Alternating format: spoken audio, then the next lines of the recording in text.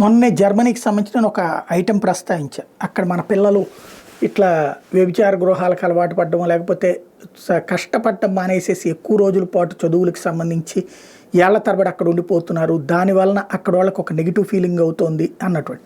దీనికి ఒక జర్మనీకి సంబంధించి ఒక మిత్రులు ఫోన్ చేశారు, అదంతా రాంగ్, మీకు ఎవరు ఫీడ్బ్యాక్ ఇచ్చారో అన్నటువంటి. అదే జర్మనీకి సంబంధించి అక్కడ ఉన్నటువంటి వాళ్ళే ఇచ్చినటువంటి ఫీడ్బ్యాక్. కాబట్టి అక్కడ రెండూ ఉండొచ్చును, చక్కగా కష్టపడి చదువుకుని పైకి వెళ్ళే వాళ్ళు ఉండొచ్చు. ఈయన మరి నేను అడిగా, ఎట్లాగా అక్కడ 6 ఏళ్ళు 7 ఏళ్ళు ఎందుకు పడుతుందంటే అక్కడ చదువులు చాలా టఫ్గా ఉంటాయి, అందుకోసం అని చెప్పేసి 5-6 ఏళ్ళు పడుతోంది అని చెప్పారు ఆయన.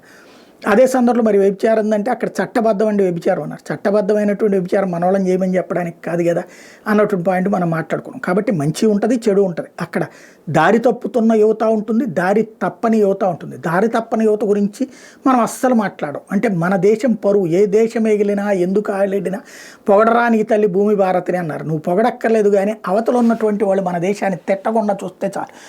ఇది విదేశాల్లో మన ప్రవర్తన అనేది ముఖ్యం. ఇప్పుడు ఇవాళ ఉన్నటువంటి నా వయసు ఉన్నటువంటి వాళ్ళందరూ కూడా అక్కడ ఎలా సెటిల్ కాగలిగారు అంటే వాళ్ళందరూ గౌరవనీయంగా బతకడం వల్ల, ఆ దేశ చట్టాల ప్రకారం బతకడం వల్ల, తప్పుడు ఆ మార్గంలో వెళ్ళకపోవడం వల్ల. అలా కాకుండా ఇప్పుడు మద్యం సేవించి విచ్చలవిడిగా ప్రవర్తిస్తూనో, లేకపోతే కనుక తప్పుడు పనులు చేస్తూనో, నేరాలు చేస్తూనో ఉంటే మన పట్ల ఒక నెగిటివ్ థింకింగ్ పెరుగుతుంది. ఇప్పుడు ఇవాళ రోజున 18,000 మందిని తొలి విడత టోటల్గా 7.5 లక్షల మంది వెనక్కి పంపించేస్తున్నారంటే ఏంటి?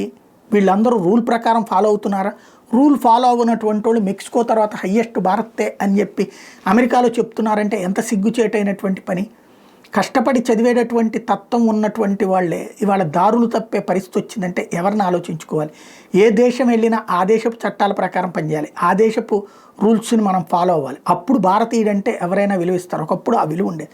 ఆ విలువను పోగొట్టుకుంటున్నామేమో ఆలోచించుకోవాల్సిన సందర్భం. ఈవెన్ అక్కడ ఉన్న ఎన్ఆర్ఐలు కూడా పర్లేదులే, అది చేసే ఇది చేసే అని చెప్పి కాకుండా అక్కడ రూల్స్ని కరెక్ట్గా ఫాలో అవ్వమని చెప్పాల్సిన అవసరం ఉంది.